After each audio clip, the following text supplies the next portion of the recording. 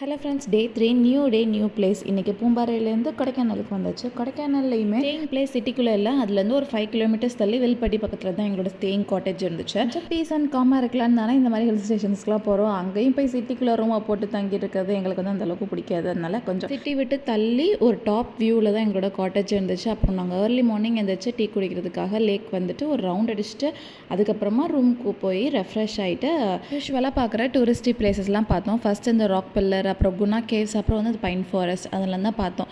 நாங்கள் ஏதோ நினச்சிட்டு போனோம், ஸ்கூல்லலாம் ஸ்டார்ட் ஆகிடுச்சு, கூட்டம்லாம் இருக்காது, நம்ம ஃப்ரீயாக ஜாலியாக இருந்துட்டு வரலாம் அப்படின்னு நினச்சி பார்த்தா அங்கே பாருங்கள் எவ்வளோ கூட்டமாக இருக்காங்கன்னு. நம்மள மாதிரி தான் எல்லோரும் நினச்சிட்டு வந்திருப்பாங்க போல்.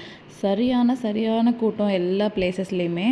என்ன தான் கூட்டம் டிராஃபிக்குன்னு இருந்தாலுமே அந்த வெதரு, அந்த ட்ரிசிலு அதெல்லாம் பார்க்குறப்போ அவ்வளோ நிம்மதியாக இருந்துச்சு. எப்படியோ ஒரு வழியாக 3 நாள் சூப்பராக பீஸ்ஃபுல்லாக ஸ்பெண்ட் பண்ணிவிட்டு, சரி இன்னொரு நாள் சீக்கிரமாக வரும் அப்படின்னு சொல்லிட்டு கொடைக்கானலுக்கு பாய் சொல்லி